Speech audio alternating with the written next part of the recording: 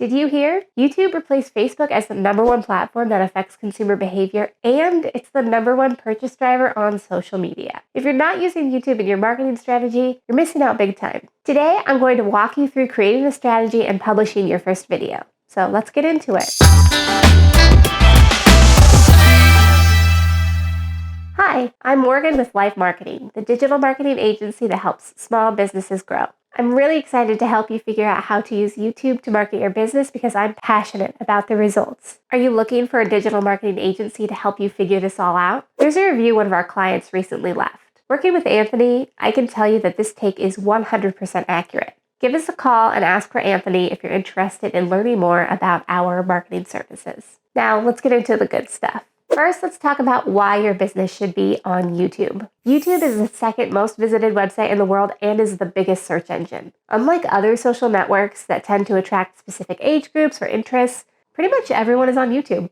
I recently made a video setting up your YouTube ad campaign in Google, so check that out after this video if you're ready to move on. YouTube is an excellent way to introduce your brand to new people, show up when customers need you most, they're searching for your topic after all, build an engaged audience, and send traffic to your website. Before you get started on the platform and start posting videos though, let's look at how you'll create a marketing strategy for your YouTube efforts. So let's create your YouTube marketing strategy. You always want to create a marketing strategy because this is the roadmap and plan for how you'll get to where you want to go. Without a plan, you can end up making content that doesn't serve you or your customers. So I'll walk you through each step and share my tips along the way. Let's start with creating a YouTube channel for your business and filling out your profile if you haven't already. So first things first, you want to secure your channel name. You want to choose a great name though, not something that will embarrass you or age poorly later on. For help with that, check out one of our recent videos that walks you through choosing a name for your channel and some best practices. You can find links to that in the description. If you haven't already made your channel, here's how you'll do that really quickly. So you go to YouTube and sign in,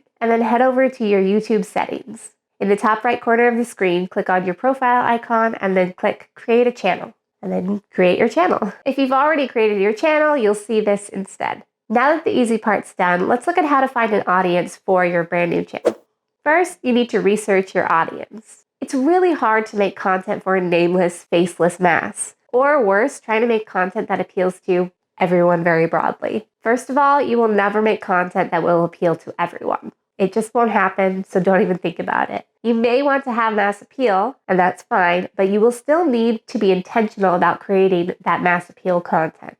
Second, creating too much content that appeals to you or is fun for you to make may not serve your audience in a useful way. It may not resonate with them. Don't assume that your audience is like you. So how do you research a potential audience? There are lots of ways to do it, but I'll start with what I do for small business clients. We start with looking at your own website analytics. Look at the Google Analytics to see who is engaging with your business and how they're engaging. Look at where they're coming from, how much time they're spending on your website, and their demographics. Next, you want to look at the analytics on all of your active social media accounts, even if they're not huge. You can learn a lot about who is interacting with you. Let's look at Facebook really quickly and do some audience research so that you get an idea of how I do that. You'll go to facebook.com/insights. If you have more than one page, you'll select the page that you'd like to view here. For this video, we'll skip all of this other stuff and go down to audience and click. You'll be able to see your current audience demographics, including age, gender, and location. You can also look at potential audiences. Select the filter button to change targeting and use the audience in your ad account. There's also a button to create an ad right from here if you'd like, but that comes way later.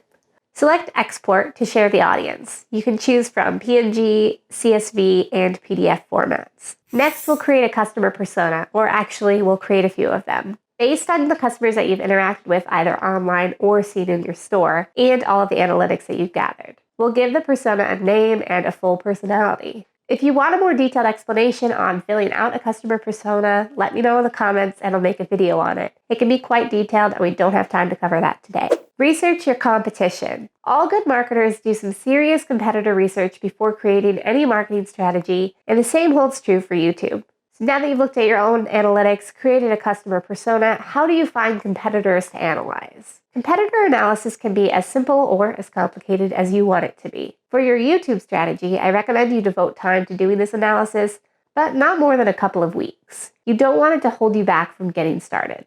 Here's what I like to do for competitor research. Write down direct competitors that you're already aware of. You likely have at least a few in your mind. Practice social listening. Read the comments and snoop around your followers' subscriptions to find out who they're talking about and who else they're watching. And then snoop around those comment sections. Find out what questions they're asking or what problems they have that need to be solved. Look at hashtags related to your industry and look at some of the most popular videos that are using that hashtag. Test out search terms related to your business and look at the most popular channels. Like I said, competitor analysis is really important to do. It's important to see what they're doing, but don't spend too much time on this or get lost in comparison. Another thing that you can do is learn from your favorite channels. If you're like most of us, you're already on YouTube and you have channels and creators that you love watching. They're a great place to start when you're trying to figure out what to do and what works. Channels that you analyze don't have to be your direct competitors, but it's important to include some of those in your process. So what does this all look like? When I'm analyzing channels and creators, I like to answer a few questions on a sheet of paper or in a Google Doc. I like to ask myself, why was I initially drawn to this channel or this creator? What is it about the content that keeps me coming back? Are there videos that I won't watch from this creator? Why? What types of content do they create? Do they have any series or episodic content? What is their intro? What is their outro? Are those the same or do they change every time? How do they engage with their audience throughout the video? Are they active in comments, community, and stories? Do they use live streaming? Answer these questions in full and then use these answers to guide you in creating your content plan. You're not looking to copy exactly what your favorite creators are doing or what your competitors are doing. What you want to do is look at the whys beyond the surface level content and ask yourself how you can make that work for your business. So now let's move on to creating your schedule. You're getting closer to creating and publishing your first video. Don't lose focus. I know it can take a little bit of time to get ready. Now you need to decide how often to publish your content and the best days to publish.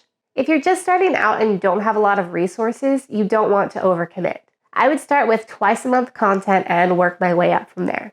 As a content creator, it can be challenging balancing your production schedule with writing new scripts and planning upcoming videos, on top of all of the other responsibilities you have as a small business owner. It's no small feat to get a YouTube video out with all of the editing and troubleshooting and prep work, but it's worth it and you'll get better at it over time. If you find yourself always pressed for time or feel like you're working against the clock to try to get everything done, get on a schedule where you're working 2 or 3 weeks or more, ideally, in advance. It's easy to do this when you're starting out by just holding off on the release of your first video for a couple of weeks while you build up your library.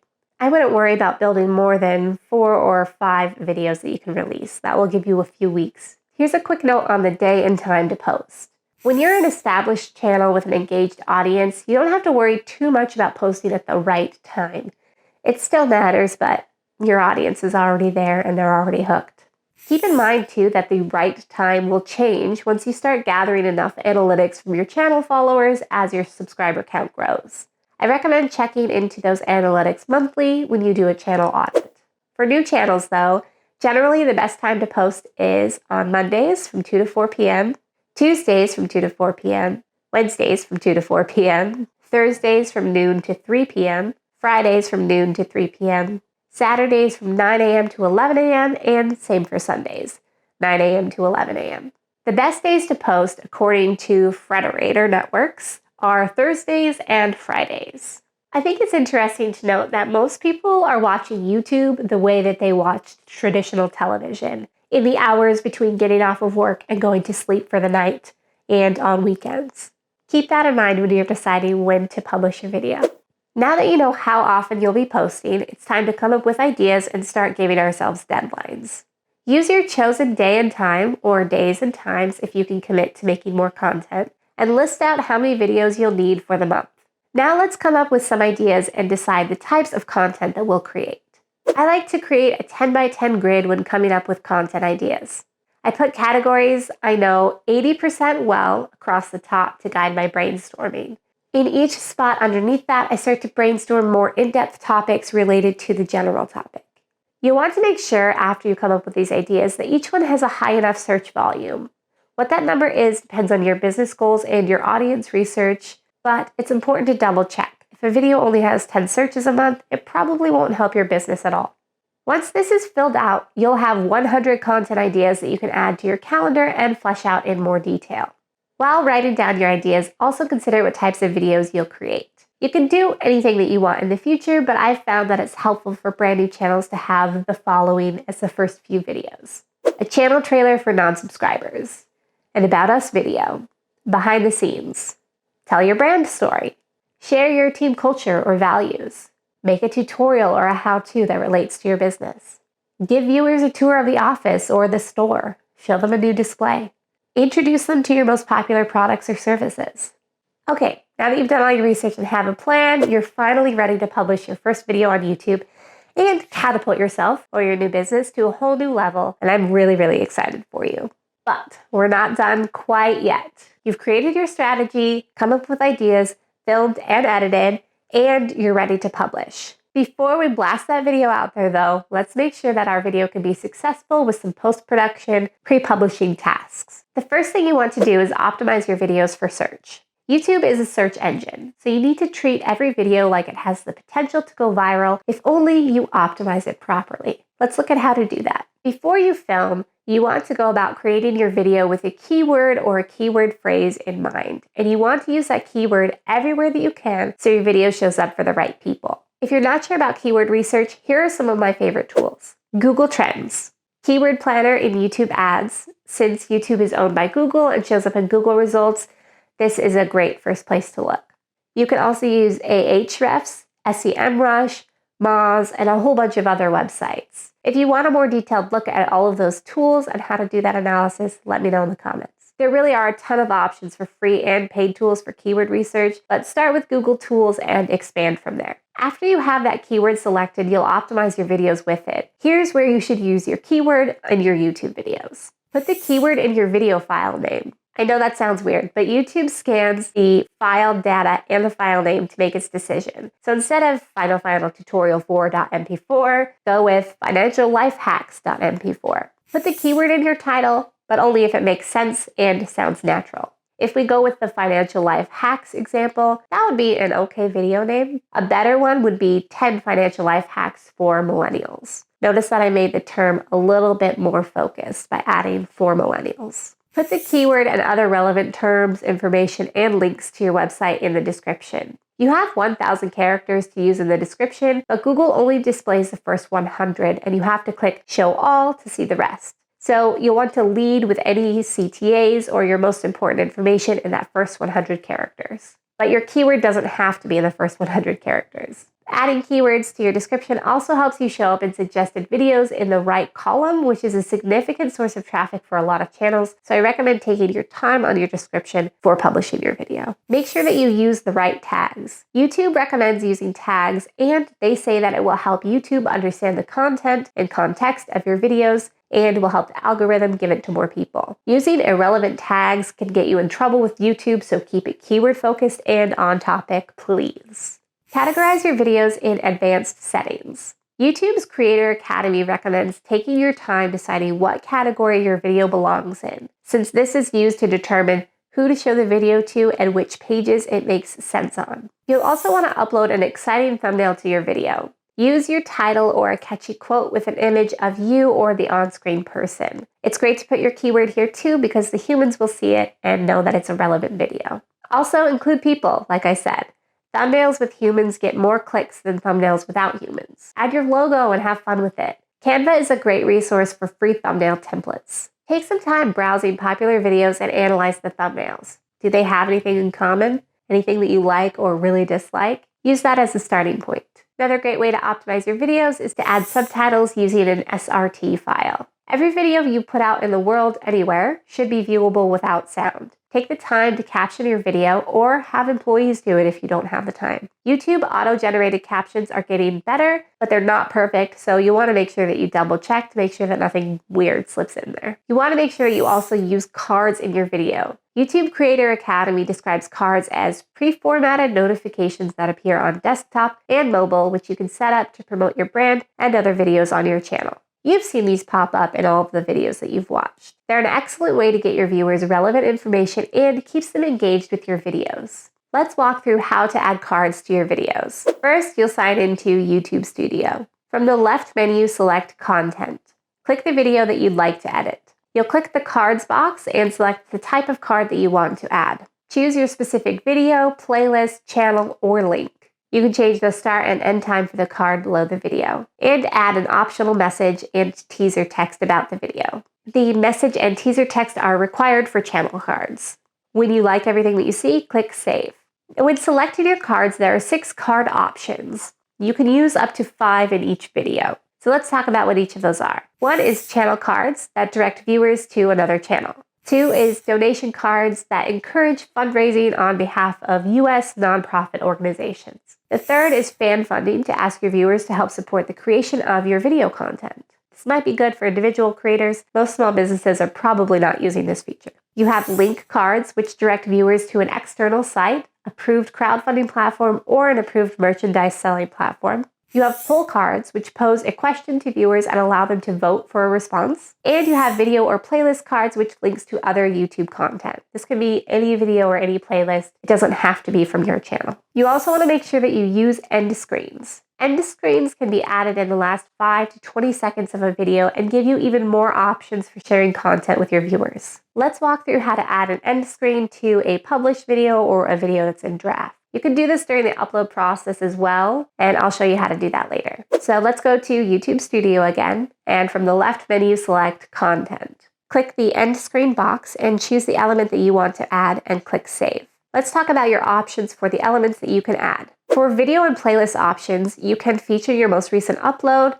add Best for Viewer, which allows YouTube to choose the best video.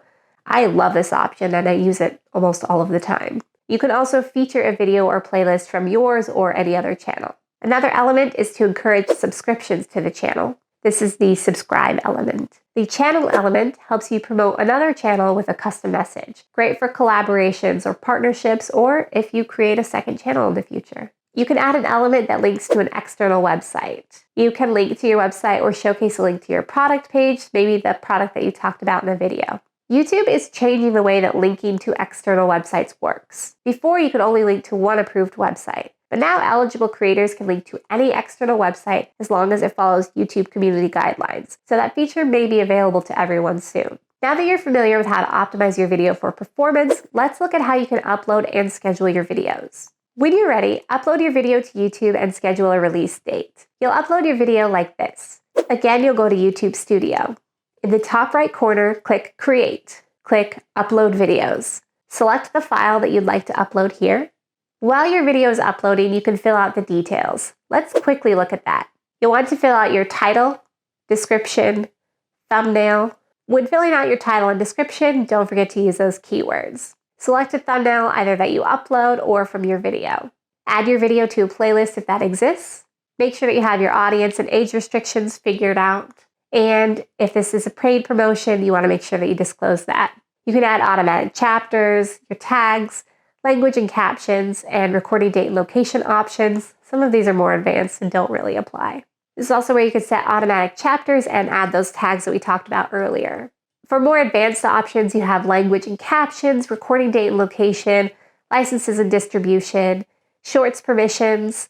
I don't really mess with those too much for a lot of small business channels. Make sure that you choose the right category for your video. That's really important, remember from earlier.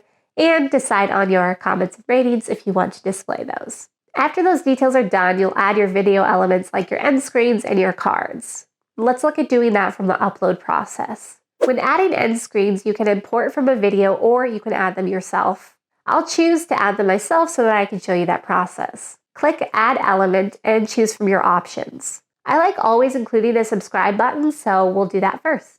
If this card outline is distracting you, you can remove it and you can drag this around to play around with placement options. Make sure it's in a place that looks good on your final video. To get rid of an element that you added on accident or that you don't actually like the look of, just hit the trash can. Keep in mind that at least one of your elements needs to be a video or playlist option. You can select a video or playlist from your own channel, or you can choose from any other channel or any other video that's public on YouTube. You can adjust the timing of the end screen elements here and then click Save. Let's look at adding your cards. You can select videos that you've uploaded or videos from anywhere on YouTube again. You want to make sure that you add a custom message with more information. Your teaser text shows up when the card displays. You could leave the default card to whatever it is, or you can change it to say what you would like. You do have a character limit though, keep that in mind. Remember, you can add up to 5 cards and you have 6 card options, so play around with those and don't be afraid to try a new one that you haven't used before. The last step is to double check that there are no issues with your video. Then you'll decide when to publish your video and privacy settings. For publishing immediately, you have 3 options. You can publish private, unlisted, and public videos. If you want to schedule your video, select your date and time and whether or not it will be a premiere. Your video will be published in public mode, so you'll notice that the private and unlisted options aren't available to you if you schedule. If you choose a premiere, you'll get a URL to a watch page that has a countdown timer so you can promote it in advance. I really like this option. It's a fun way to interact with your audience live. Whew, that was a lot of information, but thank you for sticking with me to the end. I hope you found this video helpful and that it made some of the YouTube marketing process a little less confusing or overwhelming. Now that you know how to create your strategy, do some research on your audience and competitors, upload your video, and you know all the ins and outs for optimizing, I think you're ready to go. You'll get better at video as you practice, so it's important to be gentle with yourself. Most people have quite a learning curve when it comes to video creation, production, and promotion, and that's okay. Ask me how I know. Focus on the quality of the content and your consistency, and everything else will fall into place. You'll get more comfortable over time, and you'll get better at it. But really quick before we go, what do you do if your videos aren't reaching people? Sometimes your channel and videos just won't do well on their own. And that's okay. That's normal, actually. That's where YouTube ads can help. We recently shared a video on running ads on YouTube, so check that out for more information and detailed instructions if you're interested in that option for the future. You really don't need a huge advertising budget to get your channel out there and reach the right people, so don't let that stop you. Do you have questions or a topic request? Let us know in the comments. Do you have anything that you'd add to this video? I'd love to hear that too. Thank you so much for watching and spending your time with me. I'll see you in the comments and in an upcoming video. Happy marketing!